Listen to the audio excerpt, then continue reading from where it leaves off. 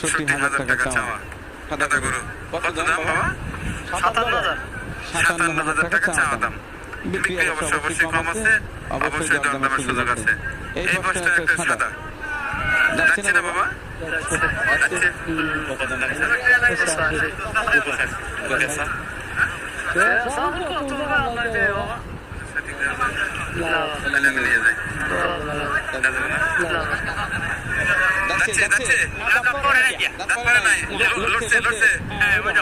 কত টাকা চাওয়া?